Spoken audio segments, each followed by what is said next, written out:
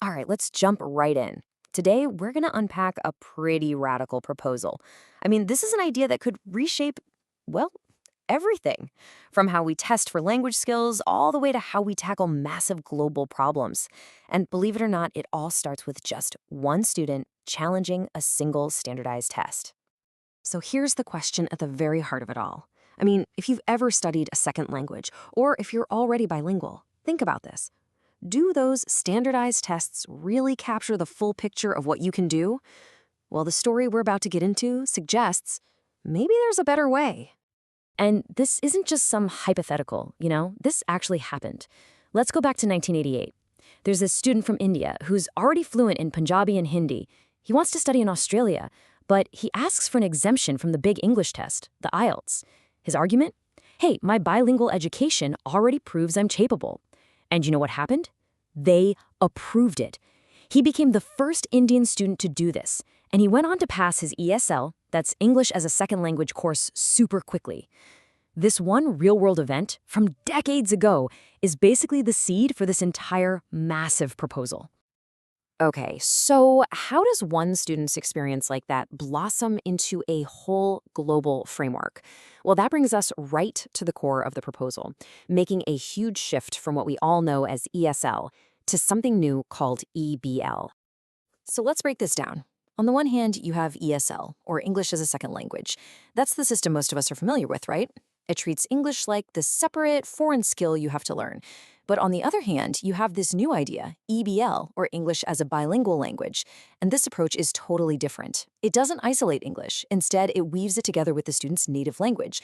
The idea is to build a foundation for totally new kinds of bilingual tests and even new school subjects. And the really crucial part is that this all leads to something you can actually hold in your hand, so to speak, the Biliteracy seal. Just think of it as a whole new kind of global certification. So instead of a test that just proves you know English, this seal would officially recognize that you're proficient in 2 languages. That could create a totally new standard for schools and employers all over the world. Okay, so this is obviously a huge idea, but what's it actually built on? I mean, where does this come from? Well, the people behind this proposal ground their entire system in a really famous and pretty powerful concept from the world of linguistics. And that concept is none other than Noam Chomsky's famous theory of universal grammar. Now, to put it really simply, the idea is that all human languages, it doesn't matter if it's Punjabi, English, or Swahili, are all built on the same basic grammatical blueprint that's just kind of hardwired into our brains.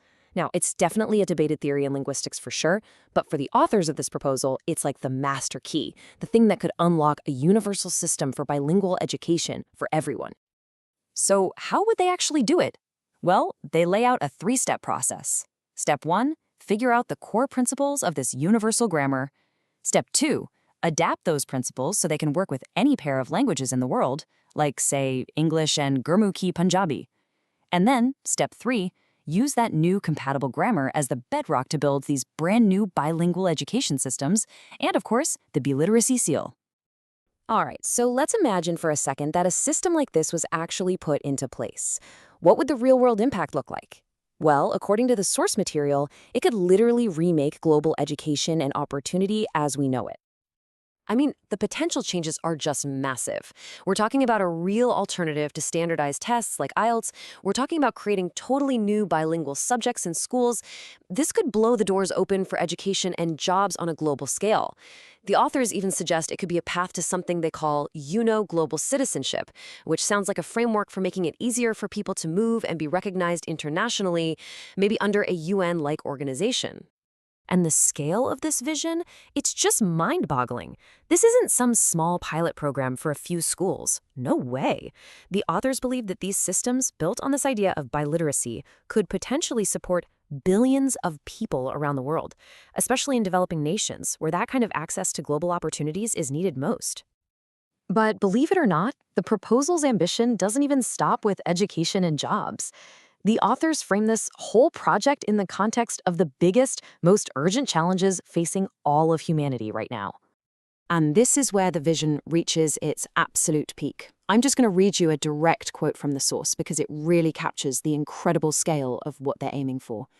They say these solutions are required to combat the COVID-19 pandemic, sixth extinction, and feared Third World War. I mean, it is an absolutely extraordinary claim, right? To connect a new way of teaching language directly to solving the world's most existential crises. And that really brings us full circle, doesn't it? It's a proposal that starts with a single student asking for an exemption from an exam, and it ends with a vision for, well, saving the world. It leaves us with this final, really thought-provoking question.